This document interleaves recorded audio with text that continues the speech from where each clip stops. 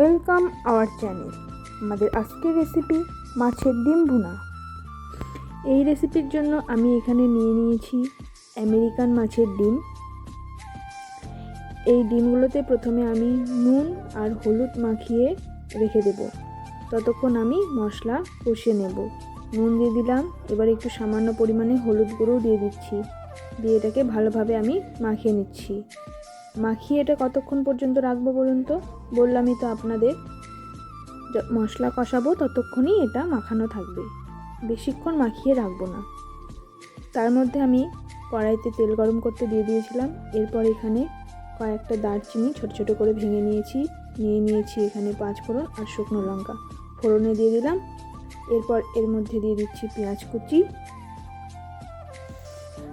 আর দিয়ে দেব এখানে রসুন কুচিও দিয়ে দিচ্ছি। রসুনগুলোকে আমি কিন্তু কুচিয়ে নিয়েছি, গোটা রসুন নেই এখানে। আমি আর একটু সামান্য পরিমাণ আমার পেঁয়াজ ছিল সেটাও দিয়ে দিচ্ছি।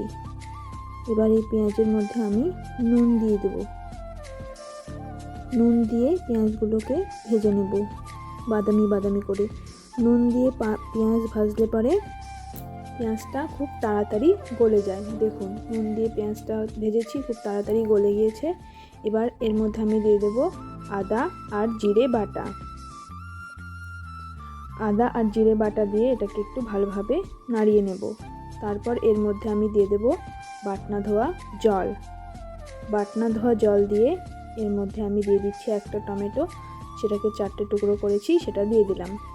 টমেটো দিয়ে এরপর এর মধ্যে দিয়ে দেব আমি হলুদ গুঁড়ো আর দিয়ে দেব সানরাইজের লাল লঙ্কার গুঁড়ো।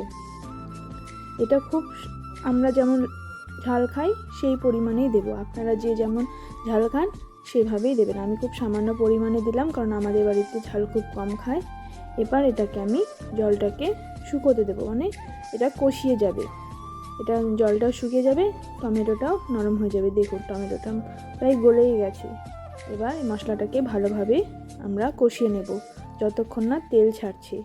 দেখুন, খুব সুন্দরভাবে আমি মশলাটাকে কষিয়ে নেব। এবার জলটা শুকিয়ে যাচ্ছে, প্রায় মশলা থেকে তেল ছেড়ে গেছে। দেখুন, তেল বেরোচ্ছে। আমি কিন্তু পরে আর কোনো তেল ইউজ করিনি, প্রথমে যে তেল দিয়েছিলাম সেই তেলেই, আমি খুব সামান্য তেলেই রান্না করার চেষ্টা করি। তারপর এর মধ্যে আমি ঝোল ঢেলে দিলাম।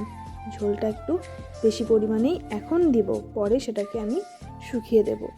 মানে বেশি পরিমাণ বলতে খুব বেশিও না, খুব কমও না, যতটা লাগবে পরিমাণ মতো আপনারা সেটা ইউজ করবেন। আমি দিয়ে দিলাম জলটা দিয়ে এবার ঝোলটাকে ফুটতে দেব। ঝোলটা আগে ফুটে যাক, তারপরে এর মধ্যে আমি ডিমগুলো ছেড়ে দেবো। দেখুন, আমার ঝোল ফুটে গেছে। এবার সেই নুন হলুদ মাখিয়ে রাখা কাঁচা মাছের ডিমগুলো দিয়ে দিচ্ছি। দেখুন, এইভাবে আমি ছেড়ে দিলাম। ছেড়ে দিয়ে সঙ্গে সঙ্গে ঢাকা দিয়ে দেবো। এবার ঢাকা দিয়ে 10 মিনিট পরে এসে দেখছি এরকম খুব লো ফ্লেমে আমি গ্যাসটাকে রেখেছিলাম। এবার দেখুন, ঢাকা তুলে দেখছি খুব সুন্দরভাবে ডিমগুলো সেদ্ধ হয়ে গেছে। আর ডিমগুলো কিন্তু একটাও ভাঙেনি, দেখুন সব গোটা আছে।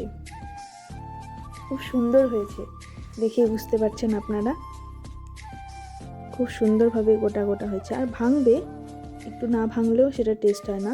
এবার আমি প্রথমে তো খুব সামান্য পরিমাণ নুন দিয়েছিলাম, এখন নুন দিয়ে দিলাম আর সানরাইজের মিট মশলা দিয়ে দিলাম। আমার কাছে সামান্য পরিমাণ ছিল, আমি সামান্য পরিমাণে দিয়ে দিলাম, বেশি দিলাম না।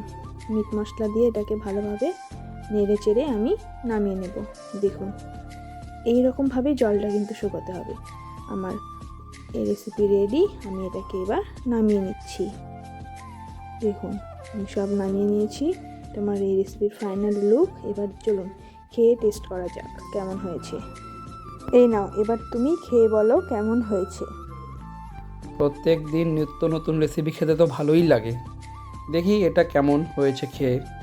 এটা একটা নতুন রেসিপি, আর একটু দাও, ব্যাস হবে এটুকুই। এবার একটু মেখে নিয়ে বলছি খেয়ে।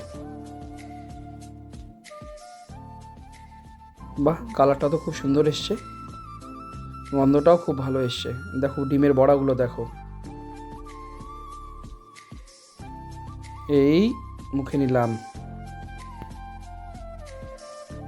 অসাধারণ অসাধারণ অসাধারণ টেস্ট হয়েছে। ধন্যবাদ সবাইকে। আমাদের ভিডিওটি ভালো লাগলে একটি লাইক, কমেন্ট, শেয়ার ও সাবস্ক্রাইব করে পাশের বেল আইকনটি ক্লিক করে দেবেন। সবাই ভালো থাকবেন, সুস্থ থাকবেন। টাটা।